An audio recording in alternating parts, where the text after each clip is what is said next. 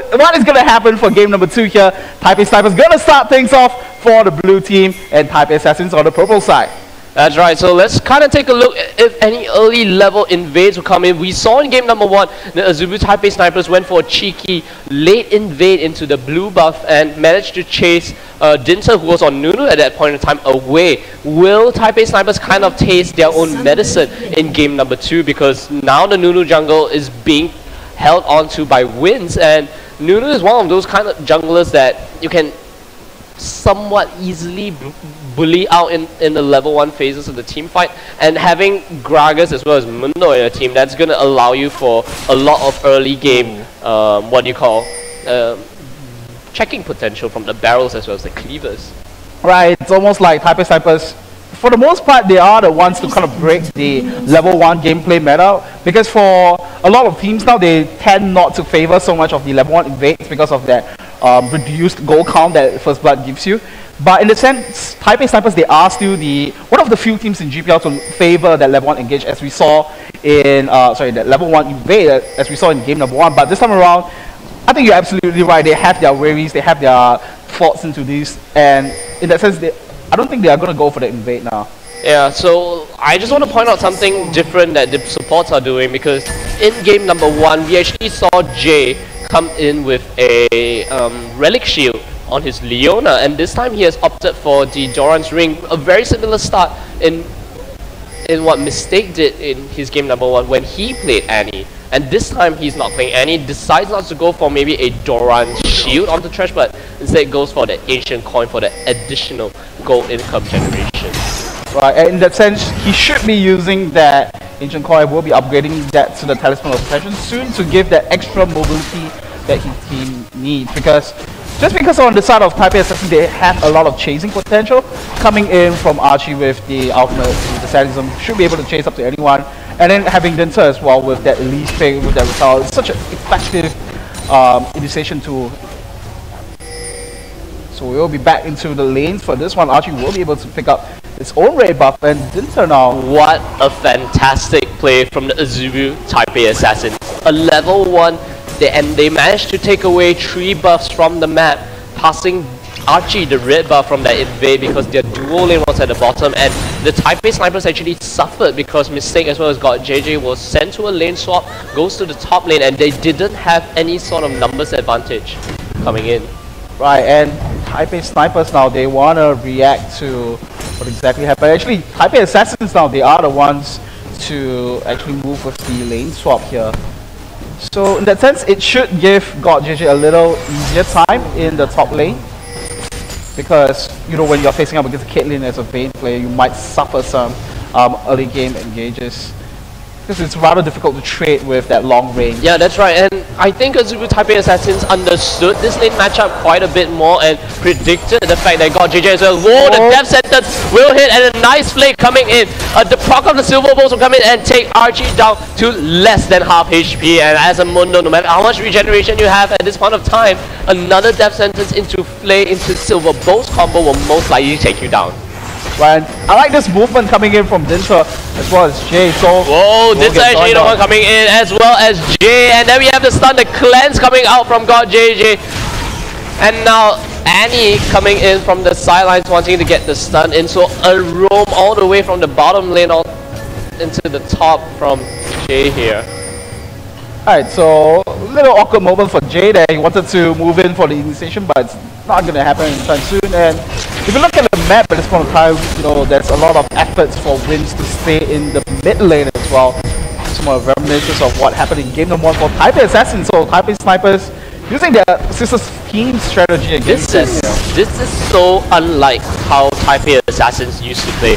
We saw in the semi-finals match, against the Saigon Jokers, that they start off so extremely slowly, and here we have Mistake taking a big chunk of damage from the combination of Archie as well as Jay. But like I was saying, Azubu Taipei Assassins usually only kind of start pushing objectives post 15-20 minutes kind of thing. They like to extend the laning phase, and this is a completely different. The death sentence will hit, and Mistake's taking a bunch of damage. He's forced to flash away. First blood goes to Jay. Great tower juggling aggro there, and this is definitely a TPA that I've not seen before. But we might see some more action coming down. Jay gets hit now.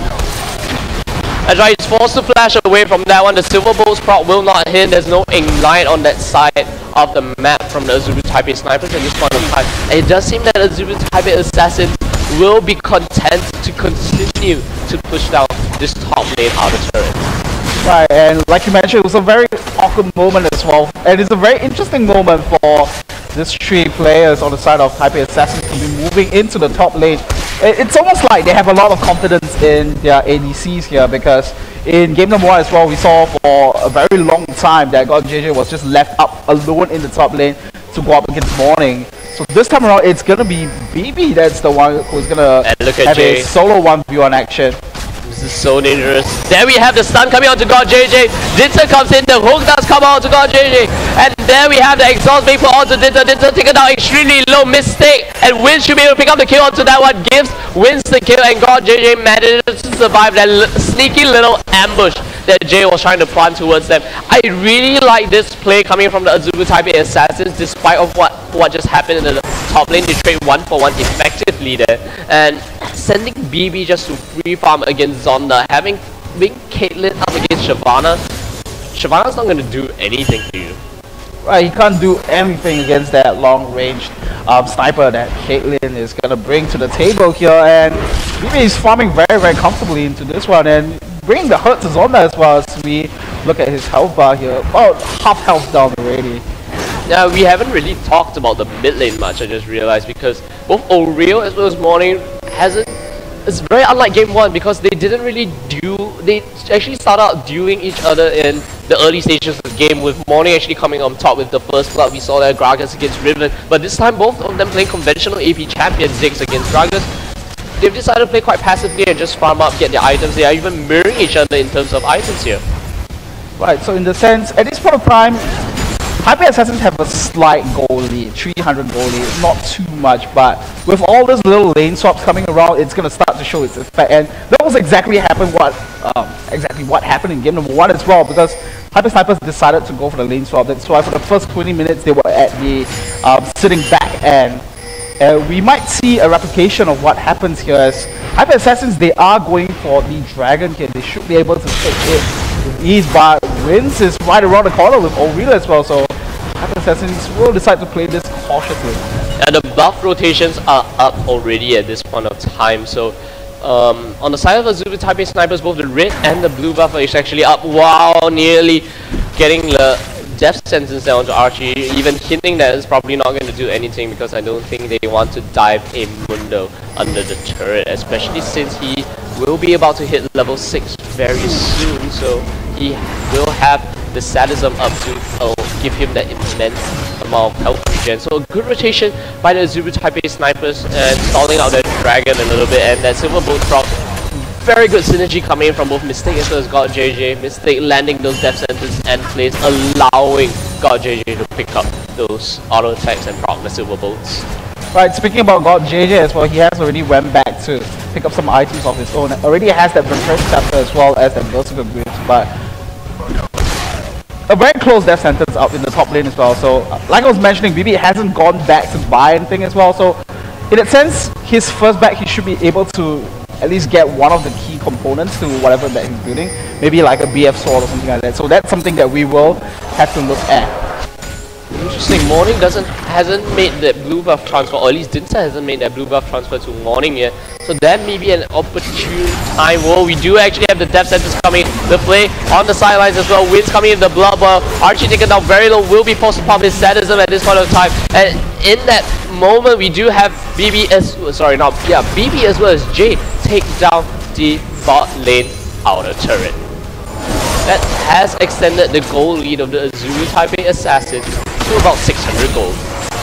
It's very interesting to see God JJ on Vayne this time around. It's almost like a form of intimidation over to BB, because BB was the one to favor that Vayne pick a lot in the GPL round stages. He played 6 games of Vayne, and 4 of which he had the victory. So this time around, it's almost like God JJ just showing his ex-mentor a lesson here. Now, I don't know about that because God JJ has been an incredible marksman. He leads the Azubu Taipei snipers in terms of KDA. He's had an average of 11.8 KDA in the entirety of the this GPL winter season compared to BB with only a 6.97. So I think the bragging rights at this point of time would go to God JJ in terms of this season, but let's not forget that BB is the Season 2 World Championship. We cannot forget that. We cannot forget that. Most important achievement on this. We did see Taipei Snipers wins pick up the Dragon over there, so that will pull the goal lead back, right back on equal ground here, 13.1 thousand. As we go back for the lane swap once more, so it's going to be BB and Jay moving up to the top lane now. Yeah, this is kind of how you use a Caitlyn Annie lane. Caitlyn has such a long range and is able to clear waves easily, and so can Annie kind of help in that. So once Caitlyn kind of clears the wave, you shove your minion wave to the turret, and then you just use the long range of Caitlyn to poke down the turret as much as possible. If anyone decides to get engaged on you, you always have Annie there for the counter initiate as well as the kite potential from her stun. So it's a pretty safe lane in general as long as you kind of had the warding edges. Whoa, Jay taking out extremely low, forced to flash away, has already used the stun onto that one. Now BB in a bunch of trouble now. Will he be able to escape from this one? He flashes away into the 90 caliber net and manages to escape from a full health Shyvana as well as Nunu. And now Morning comes in, knocks, wins back into the fray. Dinter coming in with the long range flash cocoon, gets it onto wins, gets to execute now, and then finally you get the ace in the hole coming in. Zonda seems to be able to get away from this one, so they will only get one kill from that. In response, the Azubu Taipei snipers will start pushing onto this bot lane outer turret on the side of TPA as well. So that gang, very successful actually. Whoa, great death centers coming in into the play as well as the condemn. This is one of the crazy things about the trash as well as Vayne lane, because you can kind of combo up your skills together just to get the condemn, second proc of condemn.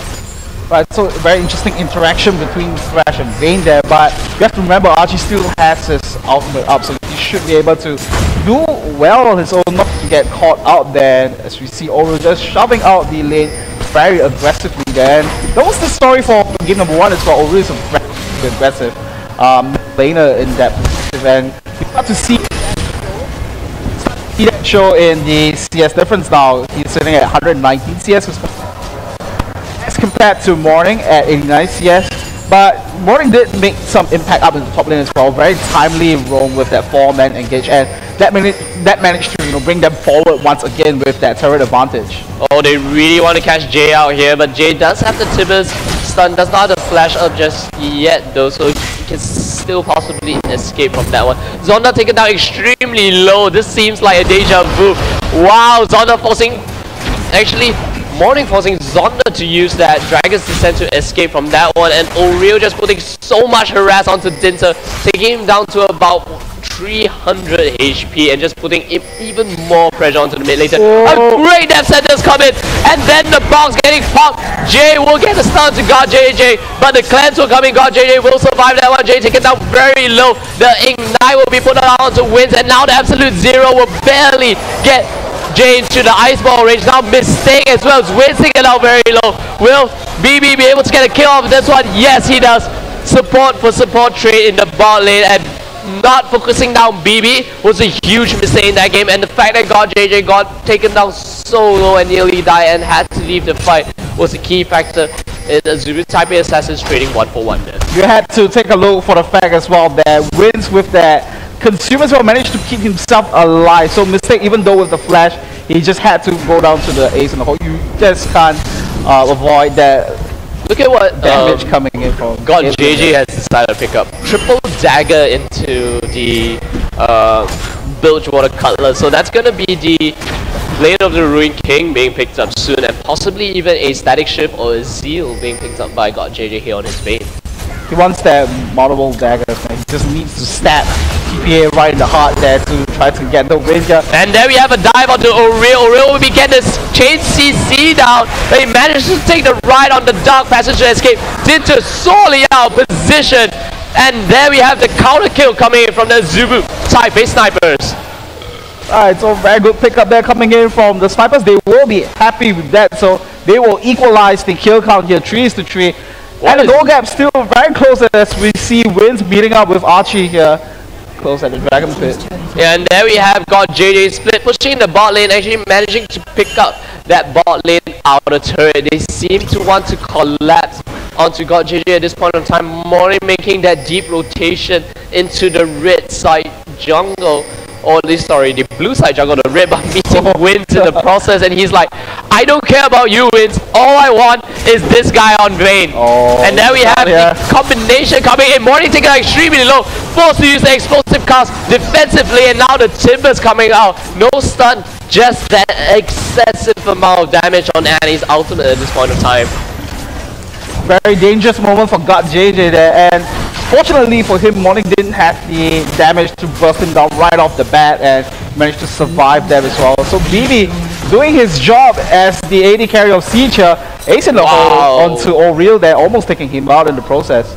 So all this turret advantage that TPA has managed to pick up for themselves is all credits to BB. So in reference to Kailing once more, who is always giving praise to BB in that perspective. Well, he is 2-0 this game in 15 minutes, and he does have the Bloodthirster already completed. Wow, so close, that death sentence. And I must say, when I said that TPA isn't really playing the game that we are used to seeing them playing, TPS isn't playing the game we are used to seeing them playing either, because upon 11 minutes, we see a switch turn on in TPS's eyes. And that's the point in time where they will actually get it. We may see an engage here coming in from the Azubu Taipei snipers. Archie decides to turn around and throw a briefcase back into the face of Mistake, forcing them to kind of back away from this one. So the teams are kind of off their usual game plan at this moment, and maybe it's kind of how the smite actually comes out. And Archie actually manages to get that one despite the smite coming out. We do have the Mega Inferno Bomb coming out. God JJ extremely low, gets caught by the cocoon into that venomous bite, and wow, BB actually surviving that one. The death sentence will miss. A double kill for O'Reilly, and will O'Reilly be able to catch up to BB here? He seems like he wants blood. You use the satchel charge to close the distance. You get a side wall down, gets hit by the 90 caliber net, as well as the cupcake into the piece over Peacemaker, and he will be forced to back away from that once, and BB amazingly manages to survive. The immortal BB there, would you say, at least for game number 2? Well, I'm not going to call him that just yet, but definitely there's a reason why BB was on a World Championship team in Season 2. That's right, and I guess very much so the whole reason why they have switched up their playstyle is you cannot forget that they are sister teams, so it's very difficult to try to replicate your old strategies against another team who is so familiar with how you play in that sense. So you need to switch it up and switch things up a little bit more. My question is TPA the one that's switching it up and forcing TPS to play a different game, or is TPS the one that's switching it up and forcing TPA to play a different game? It's a chicken and egg question here, I think. Yeah, it is a chicken and egg question. So there we have it. We did see Dintel take out the Dragon as well, so that will build their goal advantage once more. And this is the choking point for Taipei Assassins in game number 1 here. They did take out all the other turrets, but for a good 10 minutes, they were unable to secure any other turrets after that. And let's see if this will repeat, but in that sense, they did not have any marksman carry role in the first game here. But they do have Caitlyn now, the ultimate sieging champion, so they should be able to do somewhat better than that. No, the Talisman Essential has been popped. The death sentence will wind up but not connect onto anyone. We then have the Mega Inferno Bomb clear out the entire minion wave, and a great siege attempt coming in from the Azubu Taipei snipers. Just one wave, well, not exactly great, but nevertheless a good attempt. Right, we might see Taipei snipers here go for that switch on, and they might start going for that fast pushing strategy that we are very used to seeing them do here. I remember you calling the word for it, Chris. What's that word called coming in? It's the buffet strategy. It's the buffet strategy. I don't think the buffet lines are open in game number 2.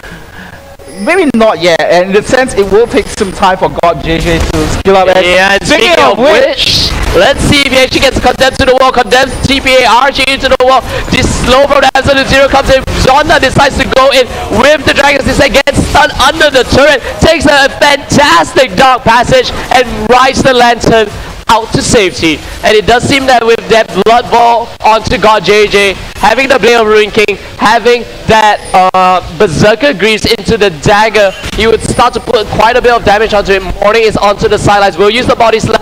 Gets that barrel and a great explosive pass. Knocks Wins back into the fray. Will Wins be able to get away from that one? I think not. And there we have that kill going all the way to Morning, getting the barrel to actually pick up the kill onto Wins. Taipei Snipers kind of overstayed there for a little too long, but I have to say very good attempt coming in from there. They had all the mobility coming in from the Talisman of Ascension as well as the Dark Passage, and look out here, we might see some more action.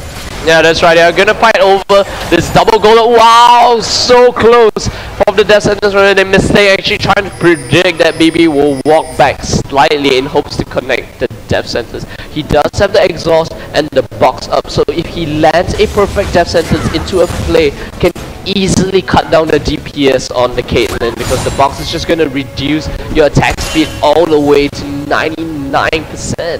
Red team's turret has been destroyed. So with Zonda taking out the top lane turret, it's going to be the equalizer once again. So everything is dead even once more except for that one dragon advantage that Taipei Assassins had over the snipers here. So in the sense, we are both transiting into the 20 million mark in a very even ground once again. Yeah, and speaking about transitioning, let's kind of take a look at the items coming in for both the Azubu Taipei Snipers as well as the Assassins coming in. And it's just been a Ruin King for Shyvana compared to the Spirit Visage as well as the parts of the Sunfire King.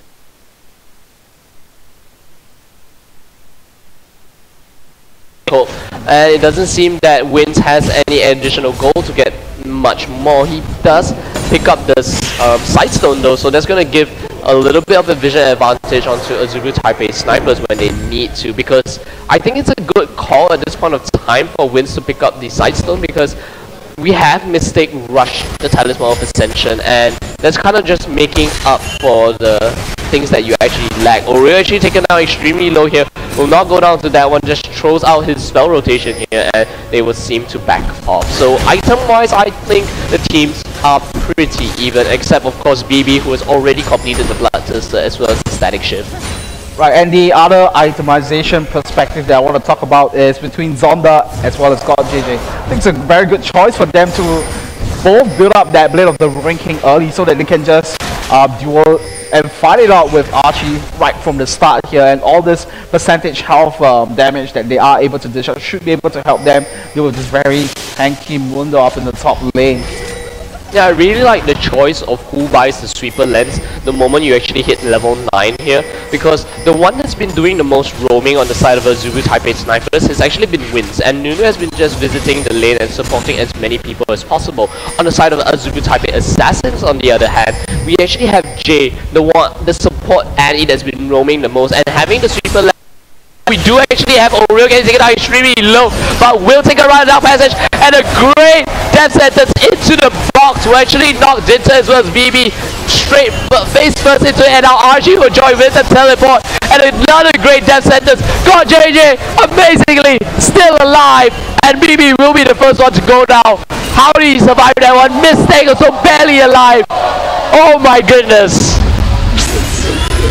How did they survive? I have no idea. Okay, I have to give a lot of credits to Mistake there.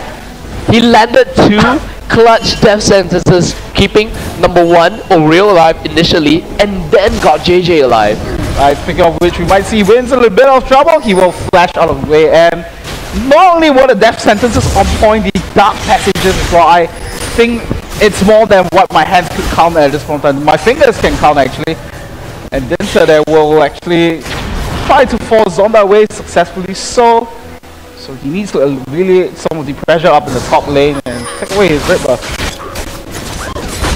I just realized that Oreo has 4 kills out of 7. He's so far ahead of everyone else right now. Let's check out the amount of gold that he has. He has 8.4 thousand gold, and everyone else on the side of the Azubu Taipei Assassins don't even come close to him, maybe except for BB. The death sentence barely missing out there.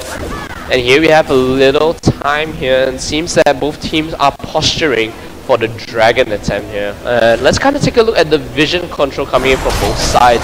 This is the vision for the Azubu Taipei snipers, and this is the vision for the Azubu Taipei assassins. So they have the ward center around the vision paths in which, or at least the choke points that they want to travel in. This will be a very contested brush. This will be a very contested choke point. It does seem that a sneaky dragon will come in. Both Zonda is actually stunned up. He most likely will go down. Couldn't even bring out the dragons instead. BB getting chunked out extremely low from the bouncing bomb, as well as the Mega Inferno bomb on the ultimate from Oriel there. So they do manage to pick up Dragon and lose Zonda in the process, but Azubu Taipei Assassins are on the hunt and they want some blood. They want to try to out-rotate Azubu Taipei snipers here. Dinter gets hit in the face by a bouncing bomb, and it doesn't seem that Azubu Taipei Assassins will want to go in for any sort of picks, but instead decide to push in on this mid lane inner turret. Having BB on your team at this point of time with Caitlyn already getting wow, a great sentence. Death sentence comes in, and there we have the box. Not gonna hit anyone at this point of time. Dinter actually taken out very low. Got JJ on the outside. Also taken out extremely low. But we do have Oriel picking up the kill on that one. They trade a support for AD carry. God JJ has to be extremely careful. He's so low at this point of time. And now BB is still extremely healthy. Archie just part of his sadism to kind of regenerate some of his HP back at this point of time. It doesn't seem that Azubu Taipei Assassins will be able to kind of take down this mid in the turret because the snipers have managed to hold them off. Right, so initially it was a pretty good call for Taipei Assassins to try to take down the second tier mid turret, but there's just too much raw power on the side of Oriel. Already finishing up the team's Unholy Grail as well, as that extra magic penetration that's gonna be hitting Taipei Assassins pretty hard. And with all that area of effect clearance as well, he was able to just repel away Taipei Assassins. So in that sense, while Taipei Snipers, they picked up the dragon for themselves, but Taipei Assassins not too bad. They picked up the half dragon in forms of Zonda there. The half dragon lady, indeed. So let's kind of see what Oriel decides to back up and buy. So he did get the needlessly large rod, has the pieces of the Rabbiton's death cap. That's another power spike that's gonna increase his burst potential even more. And there we have Dinter getting caught in the jungle. I don't think anything is gonna happen because we do have Jay as well as Archie on the sidelines, you know, for a little bit of backup there. Oriel being a little Mad Hatton nuisance, the mad scientist Ziggs will be throwing those little chemical flasks of toxin that's going to explode in your face, and the moment he completes that legendary storm, and those chemicals will start to burn quite badly. Right, that's very true there. So a lot of contest around the blue side jungle for Taipei Snipers. Yeah, there, Dinter did manage to Dinter managed to get the blue buff in the process, and Morning meets up with Zonda, will use that explosive cast to disengage out of that one. So once again, pretty much a very still game at this point in time, very even, but back and forth trading of objectives here. I don't know, feels like stale bread, and you don't want to eat, you don't want to see, or you don't want to watch stale bread. It's more like, what do you say, they're playing safely, they're playing cautiously this game, and at least it doesn't grow moldy. So I don't know, I think stale bread actually grows moldy. Okay, at least at this point it's not growing moldy yet. Because we are just 27 minutes in, still can go anyone's way. And just to remind the viewers out there what they are playing for is going to be the bragging rights to call themselves the champions, as well as that 80,000 cash prize for the champions, and as well as that 400 circuit points that is very important for you to try to advance to Season 4 World Championships. That's right. So at this point of time, what do you think about the team compositions? We are in the mid to late game phase, and does the Azubu Taipei Assassins have a superior late game team count just because they have Caitlyn on the team with superior siege? But on the other hand, the hyper carry in terms of God JJ is going to be very scary. And I'm just looking at marksman only, but if we take a look at the entirety of the team comp, I think both of them are quite evenly matched coming into the late game. Yep, they are very, very evenly matched in the sense that I think Taipei Assassins, they are trying to pull out this split pushing strategy, which we have seen for a few games when they are playing in the GPL round stages, but Taipei Snipers, they have very good answer, like what we are seeing at this point of time, the Mega Inferno Bomb, that will just clear out waves of minions very, very quickly. So in that sense, Taipei Assassins, they will be forced to take a back seat to this one. So if Taipei Snipers, they can find the engages and the picks that they want to find, then they should be able to come out on top because of this hypo carry potential coming in from God JJ here. And they do have a lot of lockdown from Mistake as well. So if they are able to find the little picks that they want to, they should be able to be the ones to come out on top. That one's really close there. They do manage to pick up the mid lane in the turret though, but Jay taken out extremely low again, knocked back by the central charge. Zonda goes in with the Dragon's Descent and a great death sentence. BB goes down as well. Dinta is forced to flash away, and it does seem that they want to chase Morning as well as Archie. And are trying to go for this pincer maneuver. Zonda is coming along the side. He will eat a barrel to the face. They kind of sidestep this briefcase still coming in from Archie, but we do have an absolute zero. Wow, Dinta pulling out the jukes here, but he will be met by the mad scientist as well as the dragon. He gives God JJ the kill, and with these 3 kills, 30 minutes into the game, it does seem that Azubu Taipei Snipers might be thinking of going for Baron. Right, and it was that was exactly the pick that they needed as well, in a position when Archie was not able to rejoin them with the teleport. This is going to be quite scary though, because Morning has a death. Wow, he does get death sentence into, and the condemn. Wow, the exhaust coming in, forced to blow that explosive cast.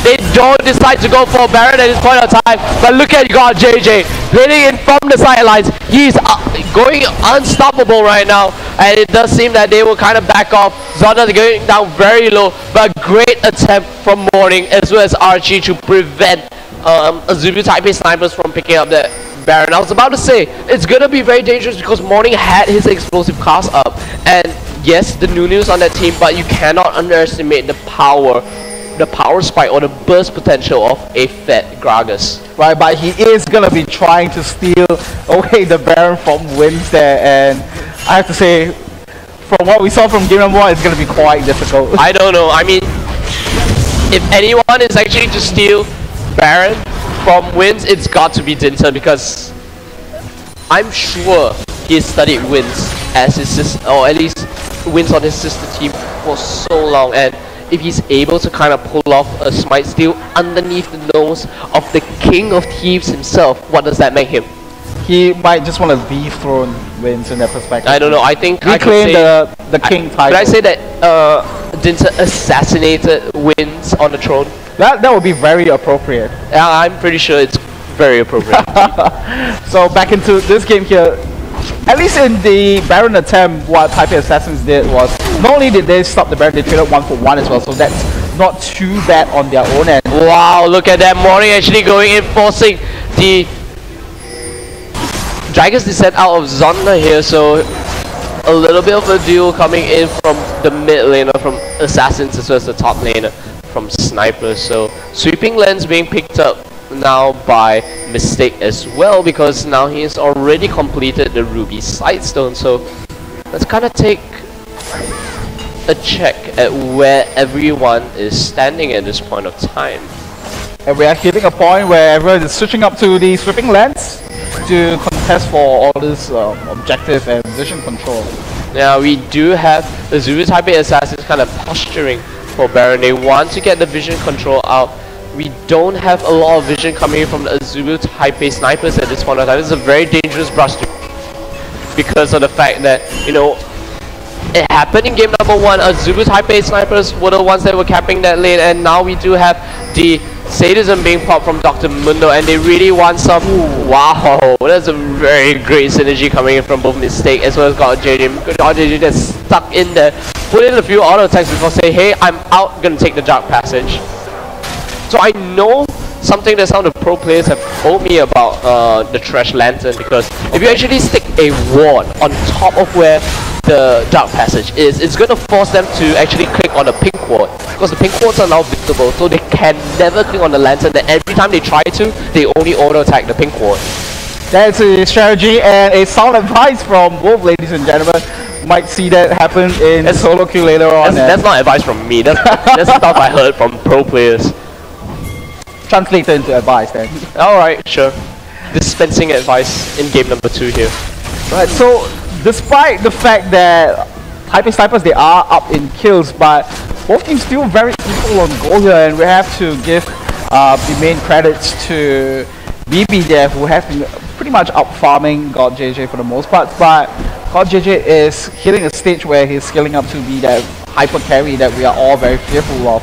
Having that Phantom Dancer completed as well as that barrel rinking, he should be able to fight very comfortably. And on the side of Taipei Assassins, they do still have that burst coming in from morning to try to take him down right off the bat, but it's hitting a stage where it's going to be very, very difficult. And wow, Jay nearly getting taken down there by the Mega Inferno Bomb, and he's very lucky to be alive for that one. He still had his flash though, so if he was in any precarious position, he would have needed to blow his flash, but it does seem that he didn't need to do it this time. And look at that, we do have the Azubu Taipei snipers trying to chase down to Dinter. All the spiderlings have gone down already. They put a wall in, throwing more bouncing bombs.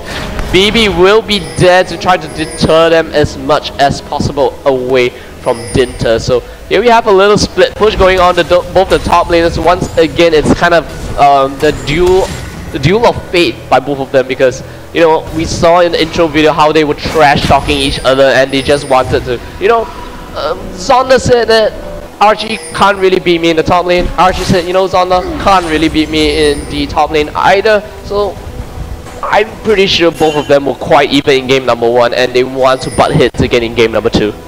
Right, by that sense, Zonda seems to be doing a little better in terms of farming, but Archie finding one more kill for himself. And what we saw in game number 1 was Zonda just absolutely being that huge zoner with that health regenerating window for the most part. And let's see if Archie will be able to replicate that result for his own. And I'm looking over to Morning now, once again picking up the Abyssal Scepter to try to insta-burst Oriel in that sense, but we do see God JJ before, you know, that whole little engage happened in the mid lane, is that he does have that protective measure in that Banshee's Veil to try to negate away a lot of that burst damage coming through from Morning. So it's gonna be a difficult task to try to catch up to him. I don't know, man.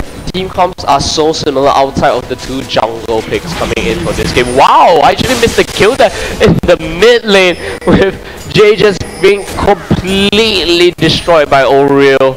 That's just how powerful Ziggs is at this point of time. And look at that, one bouncing bomb actually chunks BB for a good deal of his health. Dinter taken down to about 2/3 health there from 2 bouncing bomb combinations. And look at what Azubu Taipei Snipers decided to do here.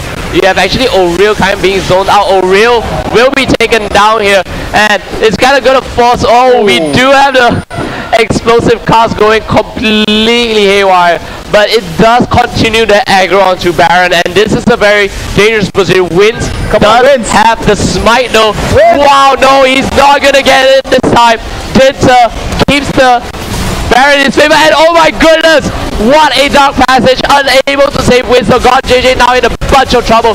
God JJ still alive, will not be alive anymore from the ace in the hole. The only one alive on the side of the Azubu Taipei Snipers at this point of time is going to be mistake. Zonda was pushing in the side lanes, so the distraction there from Zonda wasn't enough to deter Azubu Taipei Assassins away from the Baron buff. And a great play coming from Morning to use the explosive cast to continue the aggro onto Baron, and then they managed to pick up the Baron from themselves. Right, and a very crucial play for Taipei Assassins as well, because we saw Oriel just pretty much overextending there, and then he got caught out in the cocoon, and there's some engage in the mid lane. Zonda getting taken down to about half of his HP there. And yeah, what we saw was Oriel actually overextending himself. He was outside of the Baron pit, as we look at a replay of what actually went down in the process. So first Oriel got dropped down immediately, and we saw Archie join in the fight with the teleport as well, and Morning with the explosive cast not hitting anyone as well, but at least he managed to keep the aggro onto Baron. They pick it up for themselves, and this was when Taipei Assassins just turned the game around against Taipei Snipers here. So the Dark Passage managed to buy some times for wins there, but with the output from TPA, that was too much for Taipei Snipers to handle, and that's why Taipei Assassins had the upper hand in that one. Yeah, there we have actually what you missed there during the replay was that getting bursted out and a great death sentence onto BB. They decide not to go in for that one. That was so close. Zonda getting sniped away by the explosive cars right now. And now got JJ in the backline trying to clear as many minutes as possible. But it does seem that Azubu Taipei Assassins will brute force their way into the base, taking the first inhibitor of game number 2 with the Baron buff still in their hands and all 5 members still alive. Right, the passageway has been open for Taipei Assassins to pick up this all-important victory against Taipei Snipers. And in that sense, I think we are starting to see the effects of this Caitlyn versus Vayne. Because God JJ, he's in a position where he can't do much to react to this sieging that BB is able to put out to him. And for the most part, BB has been doing a very good job to just focus on the turret. And that's what exactly Taipei Assassins need to secure all this turret objective and turret advantages over Taipei Snipers. So with that said, and in the past 2 minutes, we see Taipei Assassins holding the goal lead above Taipei Snipers at a good close to 7,000 at this point of time, and that is going to be a pretty good lead for them, and having that Baron buff as well, which means that they could go in to force another objective once more, probably the outer turret for the inner turret at the bottom lane. It's a very scary composition that the TPA squad is running. If you get caught by a cocoon or even stun from Annie, or either that or the cocoon from Elise like I was talking about, you will get instantly bursted down by the combination of Jay as well as Morning, as well as Dinter with the execute there on the poison tick as well from his human form. And once you get a 4v5 situation, Archie can just run around the backline, pop the Randuin's Omen once he actually completes that one. He actually decided to opt for the Warmog first, so it's kind of a little hello, I can do Warmogs too since you did it in game number 1. And BB can just stand in the backline extremely safely, especially if it's in a 4v5 situation. TPS needs to stop getting caught out in these 4v and put themselves in these 4v5 situations. They need to fight 5-on-5. And I remember talking about this finals game, and we were talking about how the ADCs kind of interact with each other, and that Vayne is an ADC that needs to join the fight at the very last moment. Ooh. And wow, that death sentence nearly hitting. So God JJ's job at this point of time is to just clean up. But in order for him to do that, Zonda and Oriel as well as Wins need to go in first before God JJ can do any sort of damage. Ooh, BB nearly caught up by the death sentence once again. It's a very close moment for both teams now. Any one mistake that happens here could easily cost him the game. But BB now still having that long range shooting potential from Caitlyn, and should be able to take out this bottom turret here, and very risky movement there. Wow, the Talisman Ascension we saw was popped there, and it does seem that this wave will allow them to pick up the kill, and a great death sentence coming in.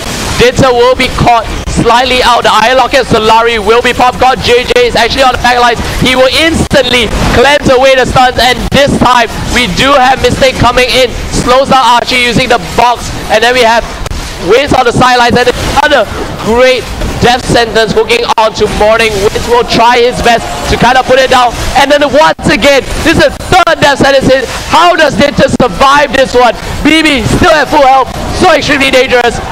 God JJ will go down to the takeoff Ignite. BB is the one that's going to carry this game, and that will take we'll take Oriel down, and this might be the game because the only one that's alive now is actually Zonda as well as Wins. Having Archie as well as BB on that team, will BB be able to get away from that one? Dinter is still on the sidelines. The Ignite is taken down. It does seem like Dinter should go down from this one.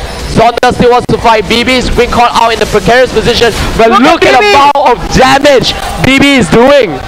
There's no way they can deal with BB at this point of time. You're just a Nunu and a Shyvana. BB just live steals everything back up, and that is it for game number 2. Azubu Taipei Assassins tie it up 1-1 against the Azubu Taipei Snipers. BB is just kiting around. Nexus should go down, and that is it. Game number 2 goes